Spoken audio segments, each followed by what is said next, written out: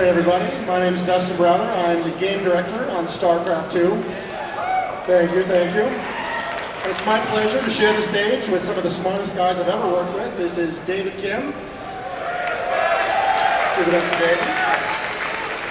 David. David is the balance designer, currently working really hard for us on Starcraft 2 and Heart of the Swarm. And this is Josh Mankey, PhD and local genius.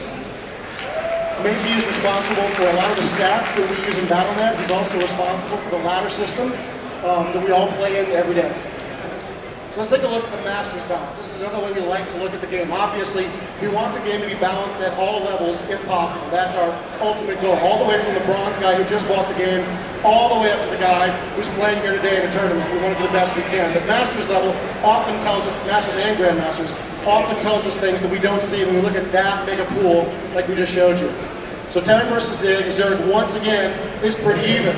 This one seems to be working out for us, and this seems to be historically fairly true for us for many months now. Protoss versus Zerg does have one problem. Zerg dominance, but only if you're European. If you're anywhere else, you're fine. But if you're in Europe and you're playing, against the Zerg as Protoss, you're behind statistically by about 10% on any given day. So that's a little bit of a concern to us. Again, it's hard to know. Masters and Grandmasters is ultimately a pretty small pool, and we see big swings in these numbers depending honestly on who logged in on a given day or any changes that happen in the metagame in this matchup. So after doing some more analysis, we realized 111 is a little too strong and that we should deal with it.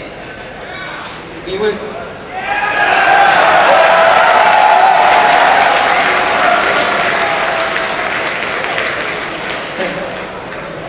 Alright, so I want to talk about what we're showing here today for the Hellion. So we got a new transformation for the Hellion that lets it go into this battle mode where he's a lot slower and he's a lot tougher. And what this does is it allows the Hellion to withstand a lot of this late game Zealot Archon attacks that right now they have to kite like crazy to deal with.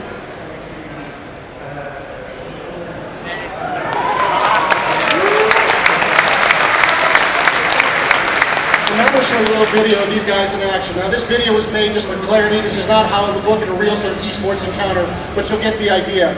Here you can see the Terran players trying to sort of get away. He's kiting, not real well, but reasonably well against these Zealots. He just can't stand up to this kind of firepower. So we go back up into the base, we get some Hellions in play here. We're cheating a little bit with the choke, but you get the idea. And they'll deploy into their battle form. And now with all this overlapping splash and their additional toughness, these Hellions will be able to withstand this charge and really deal with this kind of Zealot Archon threat.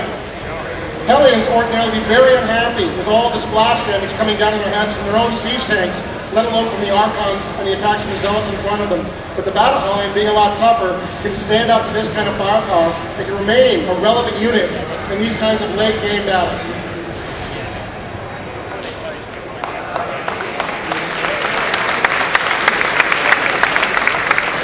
So the Warhound is the new factory unit. It's a mechanical unit. Its main role is the anti-air mass mutilist role like the Thor used to have. And it's a medium-cost, fairly fast-moving mechanical unit. So it's pretty much just a smaller, faster version of the Thor. So it won't suffer from the two Thor problems that we mentioned before. But the main difference of the Warhound compared to the Thor is that it's got an anti-mechanical ground attack, which means if you're fighting against another Terran player who's using mostly factory-based units, this is a very powerful unit to use against that.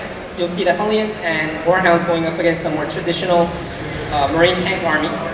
So the Marines and tanks are spread out pretty well, so the Hellions will go into the new battle mode, which would allow them to withstand the siege tank fire a lot easier, while the Warhounds are picking off the siege tanks using focus fire. They actually have 7 range, so they're pretty good at picking off siege tanks like this. So obviously, if all these siege tanks and Marines were packed up tightly into a choke point, there's no way this Hellion and Warhound army could push that line. But that's exactly what we wanted to go for. We wanted the more traditional Marine and siege tank army to be stronger at tighter chokes with heavily defended chokes, whereas the Hellions and Warhounds have the mobility advantage to fight against that in a different way.